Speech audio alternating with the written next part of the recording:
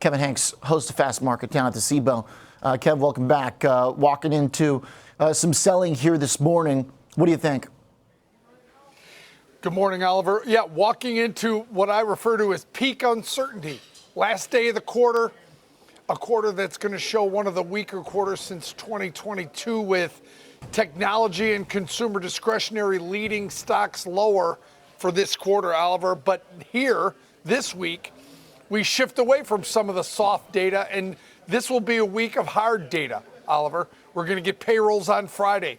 We're going to get JOLTS and ADP and jobless claims. That's all the hard data that is actually seemed pretty fair. But right now, Oliver, as we work our way towards Wednesday and Liberation Day, foreign markets are getting tagged. There's weakness all over. I mean, yields are now 4.2%. Dollar is hanging in there slightly higher. Crude oil has crept up from the 65 level. As you know, when uncertainty hits the market, commodities go up, stocks go down. I think that's what you're seeing here right now, Oliver. The question is, do we get real relief on April 2nd?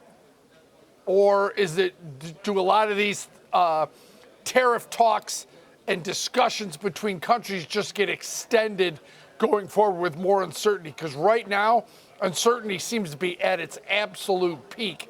And analysts are positioning themselves. You see the Goldman letter this morning going from 6,500 to 6,200, now 5,700 year-end target on the S&P. So a lot of reactions by a lot of people. And right now, Oliver, peak uncertainty. Very, very noisy headlines as we work our way towards Wednesday. Okay. And Kevin, I guess the question then really is, how important is that date? How important is that, deadline? I feel like deadlines right now are meant to be changed, shifted, reinvented. I'm not sure that's, we're going to have all this finished by then. If we've learned anything, Oliver, deadlines, statements on tariffs are all moved and negotiated away from. So that's any hard date that you see or hard statement that you see, you have to think that that's really the beginning of negotiations. I think, the Trump administration probably has a phone right now with 30 lines, and they're all lit up with different countries talking about either moving off some of the tariff rhetoric or moving out dates or discussing changes. I think it's going to be a busy week full of headlines that'll move the markets. I think we'll see a lot of news coming out, but we also get good hard data. Now, the early expectations for payrolls on Friday, Oliver, 131,000 jobs, 4.2% on unemployment, 0.3% on wages month over month, and 4% wages year over year. Both the wages numbers unchanged from last month. So what does the market react to that hard data? And what does the market react to JOLTS and jobless claims and ADP? That's a different look at the U.S. economy. But the headlines, Oliver, they're so dominant right now. The soft sentiment certainly hurt the markets last week when University of Michigan come out. You know my views on that. But I think this week we're going to get a bunch of hard data.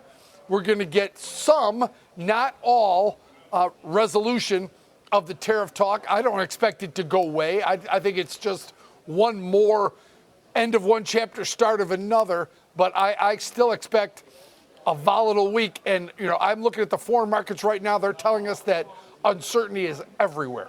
Gold right now up 1%. Seems like a very clear winner. That one has been persistent. So that's looking like it's going to continue this morning. Bonds pretty firm as well. Bitcoin off, but not too much. It feels like, to your point, Kev, with the quarter end, today maybe we can kind of close the book on something at least we know is a hard deadline, which is the calendar, which is going to create some kind of window dressing as, there is likely to do. So I imagine this is going to be a pretty active session today. Yeah, I think there's a lot of positioning ahead of the quarter. Because the question is, Oliver, as you finish this quarter, and this quarter's been, like I said, one of the weaker ones since 2022, You look to what's it going to be in 6 months? How do you want to position your portfolio for the next 3 months? And I think that is, if you're thinking that the second half of the year, a lot of this discussion early in the administration is going to go away and you're going to get a clearer picture of the U.S. economy, people are going to start positioning themselves for the coming months. And I think that will, I mean, you're looking at E-minis already off their lows, but I don't think the volatility is going to stop on the opening. I think the markets are going to be moving around here, and you're going to get. Remember, we joked about we were getting a headline every hour. It may be every 15 minutes or half hour now, Oliver. All right. Well, to your point, hard data this week with jobs. That's usually been the reliable stuff. So hopefully that works for us. Because when soft data has been disappointing, hard data is usually held in. So appreciate it. Thanks, Kev.